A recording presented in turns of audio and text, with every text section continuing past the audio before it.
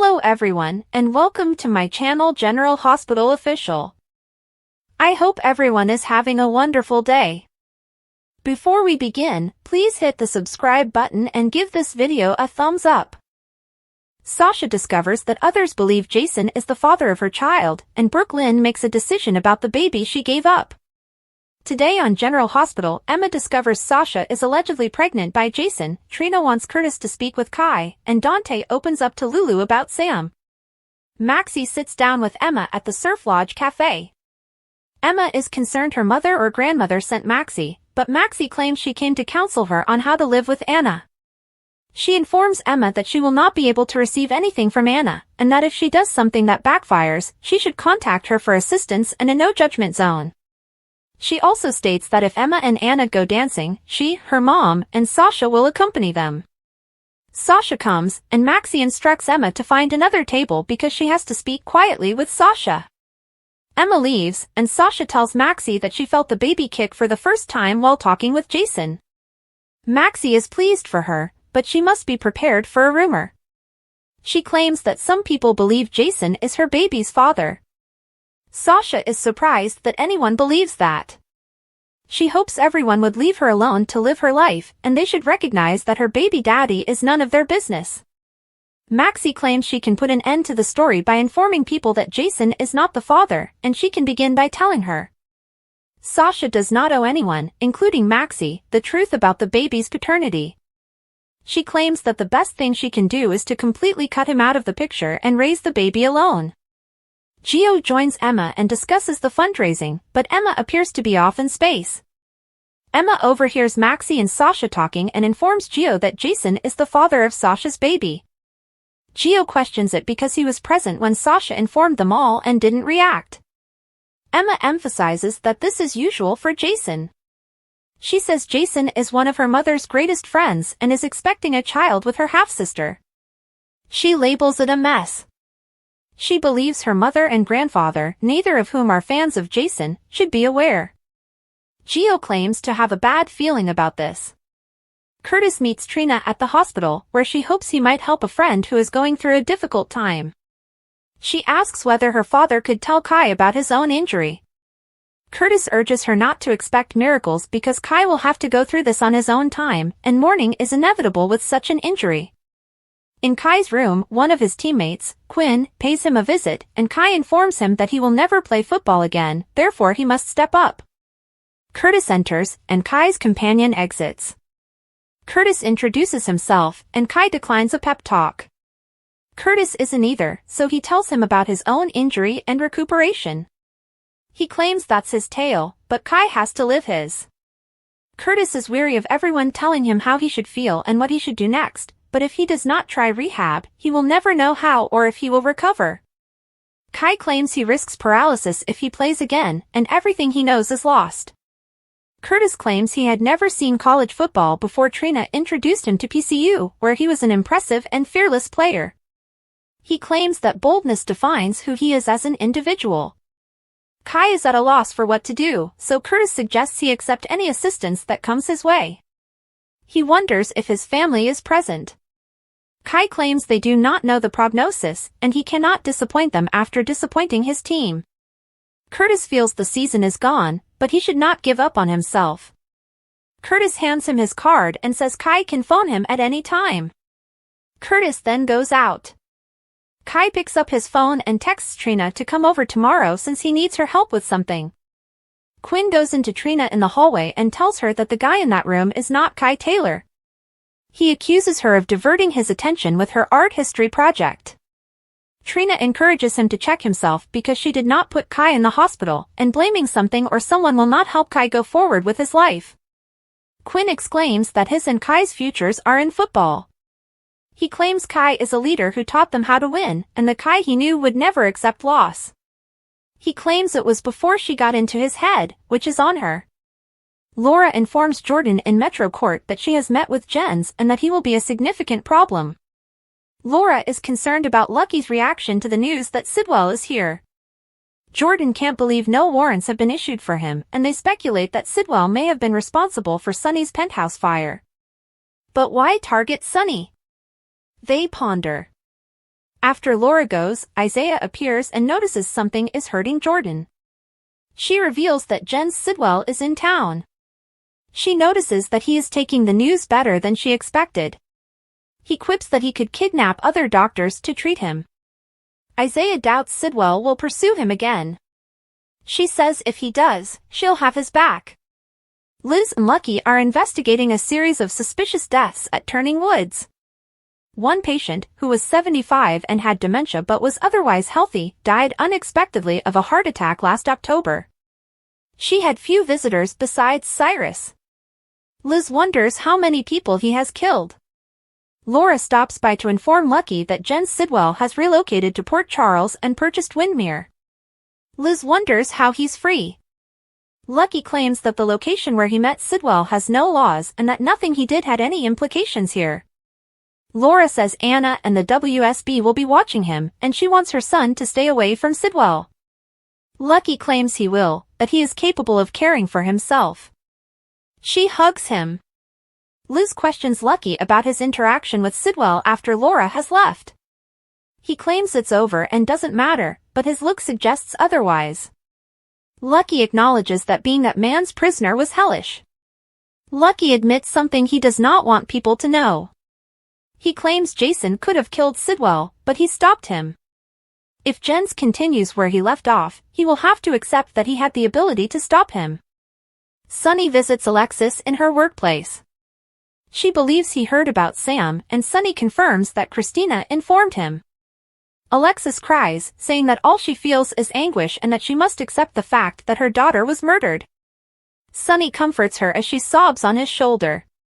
He reassures her that she has never failed Sam and that losing a kid is a different kind of anguish. He's here for her. Laura drops by, and Alexis inquires about Sam's status. She claims there aren't, and Laura has arrived on another issue. Laura inquires what Alexis knows about Jen Sidwell. Sonny wonders why Laura wants to know about him. Laura says that he moved to Windmere, and Alexis is the Cassadine estate trustee. Alexis claims that the deal was difficult, went via a broker, and all she did was provide records to him. Alexis questions why the questions are about Jens. Laura admits that he imprisoned Lucky, while Sonny adds that he nearly killed Anna and Jason. Sonny had to go to prepare for his trip, so he says farewell to them. Laura informs Alexis that Anna has launched an inquiry into Sam's murder, but she does not have any specifics yet. Alexis says she'll concentrate on Sam's donation to Lulu, which was a gesture of love. Outside Alexis' office, Sonny takes a cardiac medication. Lulu arrives at the Quartermaine stables in search of Cody when she discovers Dante and Brooklyn cuddling. Brooklyn leaves them and Dante convinces his ex that it was not as it appeared. She replies he doesn't need to explain and asks how Sam's case is doing. Dante tells that Anna won't let him help and has ordered him to take a week off. Lulu says he needs time to grieve and there are no simple solutions. Dante thinks losing Sam was difficult enough, and now he has to deal with the idea that she was murdered. Lulu adds she owes him an apology if it appears she took Sam's gift for granted, which she did not. He understands, yet she is still the same obstinate Lulu they all adored. Lulu says he can discuss with her about Sam. Dante wonders if he told Sam that he loved her enough, and he recalls how he was seldom home during her final weeks. Lulu knows it's because he was at the hospital with her. Dante says he's not sure why he waited so long to propose to Sam. He expected them to be together forever, yet they were only engaged for less than 24 hours. He said he wanted to take the entire family to Florence once she healed. He has no idea why he is telling Lulu this, and he shouldn't be. Lulu says she's glad he had such a love and that Rocco got to share it with the family they created. He assures her that he does not blame her, and he wants her to believe it. She appreciates that he did not blame her and simply spoke with her. He appreciates her willingness to listen. Dante brings up Brooklyn and what she walked in on, saying he was talking to her because it was easy to open up to her because she wasn't the reason he hadn't been there for Sam in the last several weeks. Lulu understands that she cannot be the person he is talking to right now, but if that changes, he knows where to find her. She leaves him alone. Brooklyn returns to the Metro Court and meets with her mother. She informs her of Sam's situation and states that it is not appropriate for Dante to learn about their baby at this time. She believes this will send Dante over the edge. In addition, this child may now be aware of their adoption status. She is also beginning to believe that telling Chase will bring additional sorrow. Lois believes that is a sensible decision. Brooklyn must live with her decision and keep the adoption private and sealed. She needs to think that her baby is loved and enjoys a wonderful existence. Jordan tells Isaiah at the restaurant's bar that every time she works out, she can't wait to utilize the steam room and the towel he gave her for Christmas. She could have used a break today, but she got caught up in an argument between her ex and a man she assumed was her friend. They are interrupted as Isaiah's phone rings. He moves aside to receive the call, and Jens appears. Jordan introduces herself to Jens as he approaches the bar, and he expresses his joy at meeting the deputy mayor. She is eager to learn what brought him here and what he intends to do. He claims to be an importer who seeks out gemstones, minerals, and other items of genuine value and beauty. Isaiah then sees Jens with Jordan at the pub and becomes enraged. On the next General Hospital, Selena has a proposal for Cody. The deception crew meets at Metro Court, and Lucy suggests they start the party. Liz says to Lucky, "Do you regret it?" Drew, his shirt unbuttoned, is with Willow at the gatehouse and says, "Nothing could keep me from seeing you." Isaiah asks Jordan, "Are you looking to mess with someone like that?" Anna begs Joss not to interfere with her inquiry before it begins. Carly approaches the gatehouse and says, "He has a message for you, too." General Hospital spoilers for Tuesday, February 4th, Michael's messages to Willow and Drew, Selena and Cody's risky business. General Hospital spoilers for Tuesday, February 4th reveal that Selena Wu will propose to Cody Bell. Although Cody should be wary of becoming further entangled in Selena's web, she may make him an irresistible offer. Over with Lucy Coe, she'll recommend getting the celebration started and will initiate a deception meeting. However, if Jens Sidwell joins the party, things may take a contentious turn because he is on the edge of causing trouble as an investor. Meanwhile, Elizabeth Baldwin will question Lucky Spencer on whether he regrets letting Sidwell live. If Lucky hadn't prevented Jason Morgan from killing him, there would be no Sidwell menace to worry about. Nonetheless, Sidwell is now in Port Charles and may cause considerably more havoc. Isaiah Gannon will wonder if Jordan Ashford really wants to mess with someone like that, but she will stick to her plan to get rid of Sidwell as soon as possible. Next, Felicia Scorpio will join the list of people getting involved in Sasha Gilmore Corbin's baby daddy business, so Sasha may remind everyone to back off. Sasha is poised to have a meltdown by midweek, thus Cody may face her wrath for spreading false information shortly. According to other GH spoilers, Anna Devane will advise Jocelyn Jacks not to interfere with the probe before it begins. Nonetheless, Jocelyn is prepared to take matters into her own hands in order to pursue justice for Dex Heller and Sam McCall. Jocelyn is going to be upset because the cops have yet to arrest Cyrus Renault and will go to any length to bring him down herself. Drew Quartermain will appear at the Quartermain Gatehouse and convince Willow Corinthos that he will see her no matter what happens. According to General Hospital teasers, Carly Spencer will find something on Tuesday's episode, therefore she may interrupt Willow and Drew at a close time. That could lead to some conflict before Carly delivers two messages from Michael Corinthos, one for Willow and one for Drew. Michael was presumably roused from his medically induced slumber and gave Carly some news to take home with her. While Carly relates what Michael said, Chris McKenna makes his debut as a Jack Brennan recast. McKenna will officially take up the role from Charles Measure on Tuesday, February 4th, so stay tuned for more Brennan storyline predictions and other important casting details. Brennan still has a few tricks up his sleeve and will keep things exciting as his romance with Carly progresses. Charles Measure leaves General Hospital as Jack Brennan, and Chris McKenna is recast. General Hospital teasers hint that viewers should prepare for a significant casting shift on the show. According to sources, actor Charles Measure has already quit his role as Jack Brennan, and the serial has replaced the character with soap opera veteran Chris McKenna. It appears that Measure departed the program on his own accord, since a GH spokesperson's official comment on the actor's departure reads, "Charles Measure chose to leave the character of Brennan.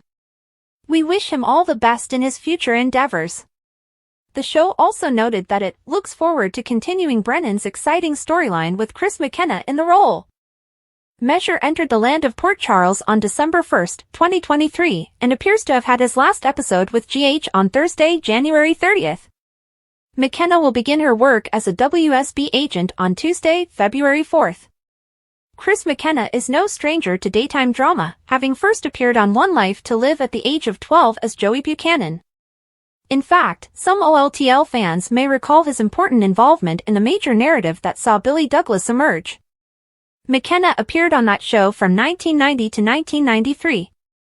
Over a decade later, he returned to soap operas, playing the sinister investigator Mark Harding on The Young and the Restless, only to leave in 2015. In 2016, the actor had a brief appearance on The Bold and the Beautiful as Dr. Hayden, Katie Logan's therapist. McKenna has also appeared on several primetime shows, including Criminal Minds, That 70s Show, and NCIS. He also had a 7-show recurring role on 90,210 as Patrick Westhill from 2011 to 2013. General Hospital spoilers remind viewers that the chemistry between Charles Measure's version of Jack Brennan and Carly Spencer was electric, so would she and Chris McKenna's Brennan share the same sparks? Only time will tell. Is General Hospital chem testing a Molly and Cody romance? Cody and Molly are getting chemically tested. Will they be a good couple? Molly and Cody from General Hospital are both single right now. That doesn't always imply they'd make a good match. But, could they? Molly, like her mother, Alexis, is an example of how opposites attract. They are both serious, intelligent, career-oriented ladies. Molly had always known she wanted to be an attorney, just like her mother. She is now a Port Charles Assistant District Attorney and enjoys her work. Alexis' daughter thought she'd met the perfect match in TJ when they were simply youngsters. Unfortunately, their relationship has recently ended. Cody is kind of a lost soul. He was a swindler who arrived to Port Charles hoping to make a fortune. He appeared to have turned around when he fell for Sasha, but they soon realized they were cousins. Now he's falling backward. Molly and Cody are as dissimilar as two people can be. Stranger things have happened. The ADA and the stable hand have recently been put together on several occasions. Cody spent the night in jail, so she came to see him as the district attorney. They did not get along at all. He's a hothead, and she has no patience for him. There were a few more run-ins with the same result. GH doesn't seem to know what to do with Cody, or who to put him with. They may be pairing him up with Alexis' youngest kid, but are they a good match? Mac's son lacks self-control, which is why he is in jail in the first place. He is gambling again and has started several bar fights in recent weeks. The American Disability Association would not fall for this person. Cody lives in a barn, and it's difficult to see a serious Molly moving into the Quartermain stables with him. Stranger things have happened in Port Charles, so Molly may be the person Cody wishes to do better for. She may be the one who persuades him to go serious. Sometimes love makes little sense. Do you think these two could be a nice couple? Please let us know in the comments.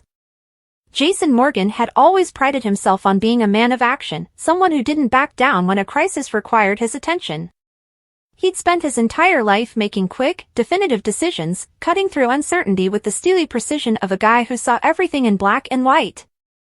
That's why Jason didn't waste time when he found out Sasha Gilmore Corbin was pregnant and that Michael Corinthos had seemingly withdrawn from any engagement in the child's life. He had known Michael since he was a baby, and nothing about this circumstance felt right to him. So he boarded a ticket to Germany, determined to discover the truth. But he didn't expect his unplanned vacation to land him squarely in the heart of something far uglier than he had anticipated.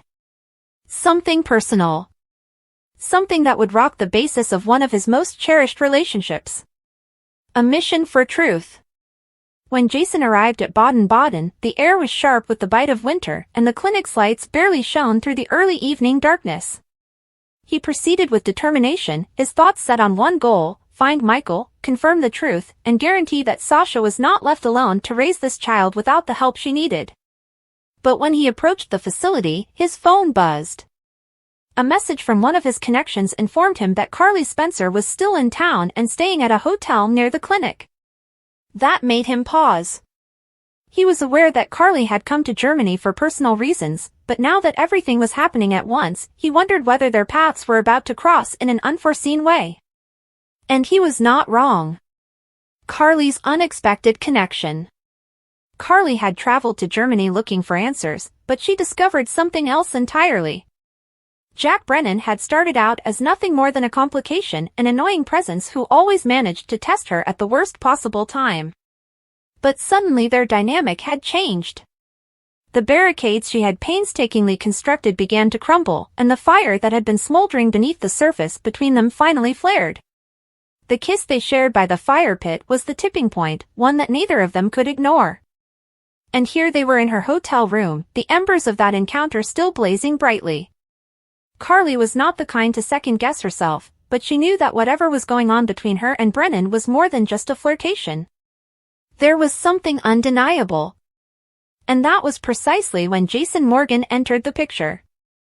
A collision course with chaos. Jason has always been protective of Carly. Their bond was stronger than friendship, formed over years of commitment, sacrifice, and unflinching trust. He had been by her side through everything, witnessed her at her finest and worst. But nothing prepared him for what he was about to face. Jason left the clinic, still shaken by his chat with Michael, and decided to stop by Carly's hotel. Maybe it was instinctive. Perhaps there was concern. Perhaps it was something else entirely, something unspoken, lurking just beneath the surface. In any case, when he arrived at the front desk, he was able to quickly obtain her room number. And that's when things changed. A moment of revelation. The door swung open before Jason could knock. Brennan appeared barefoot in a loosely wrapped robe, his hair tousled as if he had been in an intimate situation. Jason's expression tightened immediately. His entire body clenched as his mind processed what he saw. And then, as if the world had planned it exactly, Carly appeared from the other room, wrapped in a towel, her blonde hair damp from the shower. The moment felt like it lasted forever. Carly froze. Jason's blue eyes latched on hers, and she could see it, the flicker of disbelief, the barely hidden fury, and the wave of disappointment that he didn't even try to hide. Jason, Carly gasped, holding her towel more tightly. Brennan, for his part, stayed poised, with the smallest trace of a smirk playing at the corner of his lips. "Well, this is awkward," he remarked, his tone completely unconcerned. Jason's jaw constricted. What the hell's happening on here? Carly swallowed hard, feeling like a teen caught sneaking out after curfew. It's not what it looks like." Jason breathed sharply and shook his head. "Then tell me what it is." A breaking point. For the first time in a long time, Carly was speechless. She had always known Jason's feelings on Brennan. He didn't trust the man and didn't feel Brennan's presence in their life was anything other than trouble. And now, seeing Carly engulfed in whatever it was, Jason wasn't simply taken aback. He was infuriated. "Are you really going to do this?" Jason's voice was low and tinged with something dangerously close to deception. Carly bristled, her defensive instincts kicking in. "I don't need your approval, Jason. That's not what this is about, and you know it." Brennan stepped back, realizing that this was a two-person conversation. "I'll leave you two to talk." He gave Carly a deep look before departing into another room, leaving Jason and Carly alone. The quiet between them was deafening. Jason exhaled sharply as he ran his fingers through his short, cropped hair. "I came here because I needed to talk with Michael. And then I find this?" Carly crossed her arms. "What exactly is this, Jason?" "Because, last I checked, I'm a grown woman, and I don't have to justify my decisions to you." Jason clenched his jaw. "Do you think this is about control?" "Carly, it's about trust. You are aware of Brennan's identity. You know what he is capable of. So you don't think I do?" Carly shot back. "Do you think I can't handle myself?" Jason shook his head, frustrated. "I don't want to see you get hurt." Carly softened for just a second. "I get that, Jason. But this is not your decision to make. Jason watched her with a keen gaze, looking for anything, that would make it all clear. However, in the end, all he saw was a decision Carly had already taken. And, for the first time in their long, convoluted relationship, Jason wasn't sure he could shield her from it. The fallout. Jason didn't utter another word. He simply turned and walked toward the door without looking back. Carly watched him leave, her pulse racing in her chest, torn between rage and regret. She anticipated him to be upset. She hadn't anticipated it to hurt so badly. And when the door closed behind him, she knew something else. This wasn't just about her or Brennan. It was about her long-standing connection with Jason. And what it might never become again. Sasha rushes to General Hospital with miscarriage concerns following Sidwell's shocking attack. General Hospital spoilers and updates reveal that Sasha Gilmore Corbin is taking all necessary precautions to protect herself and her pregnant child, but the potential of becoming targeted remains. She has multiple strong reasons to keep the father's identity, Michael Corinthos, a secret, particularly given his dangerous ties to Sonny Corinthos. Michael Corinthos was collateral damage. Michael was severely burned in an explosion that was never meant for him. He was collateral damage, at the wrong place at the wrong time. It is clear that everyone associated with Sonny is in danger, and Sasha understandably wants to protect her child from any potential threats. After the sad loss of her first child, Liam Corbin, the stakes have never been higher for Sasha. The prospect of losing another child would be an unfathomable tragedy for her. Unfortunately, concerns about the safety of her unborn kid persist as long as she is related to the Corinthos family in any way. Meanwhile, Jason Morgan appears to be ready to take on the role of a temporary father figure as a result of the Cody Bell mix-up. Jason Morgan is related to Sonny Corinthos. Jason is connected to Sonny as a valued ally, which implies Sasha's problems may not be resolved if mob-related complications occur. Anna Devane also suspects Jen Sidwell is responsible for the penthouse explosion, which adds to her concerns. Sidwell has already thrown Sasha into stress by kidnapping her and destroying the warehouse. Fortunately, with Jason's help, Sasha was able to flee, but Sidwell's threat remains now that he has returned to Port Charles. We must also recall that Sidwell was spying on Sasha in the hospital chapel and overheard her talking about her pregnancy. Jen Sidwell may target Sasha Gilmore again. Sidwell may put his eyes on Sasha again, implying that trouble is lurking around every corner. It's nearly inevitable that a pregnant character would experience a miscarriage scare at some point. Even if Sasha's kid survives, there may be unexpected turns from Sidwell and other threats along the way. When calamity strikes, Sasha may find herself rushing to GH, concerned about her baby's life. Such extreme conditions may draw Jason closer to her as he comforts Sasha throughout these fearful occasions. Hopefully, baby Corinthos Corbin would make it's difficult not to wish that the authors would enable Sasha's baby to live this time. The heartbreaking death of Christina Corinthos Davis' baby, which greatly touched Molly Lansing Davis, was tragic. It broke their family relations and tore Christina and TJ Ashford apart, despite the fact that they had been together since they were teenagers. It would be awful for Sasha to go through the grief of losing another child, therefore let's hope that this baby not only survives but thrives. Upcoming spoilers predict that Sasha and Jason will become closer in the coming months, so keep an eye out for additional romantic developments and any troubling baby news. General Hospital, Charles Measure is replaced as Brennan by a young and restless vet. We didn't expect to wake up to this news this morning, but it appears that Charles Measure has left General Hospital as Brennan, and Chris McKenna, a former One Life to Live and the Young and the Restless star, has replaced him. Soap Opera Digest confirmed the story, gaining confirmation from the show not only that the switch was accurate, but also that Measure had decided to quit the ABC soap of his own volition. Fans have already witnessed the actor's final appearance on General Hospital last Thursday, when Carly and Jack drew closer on a beautiful rooftop date. McKenna, according to SOD, will make her debut in the role tomorrow, Tuesday, February 4th. The actor, who began his career as a young Joey Buchanan on One Life to Live from 1990 to 1993, has been quite busy over the years. His latest daytime appearance was as a doctor on The Bold and the Beautiful in 2016.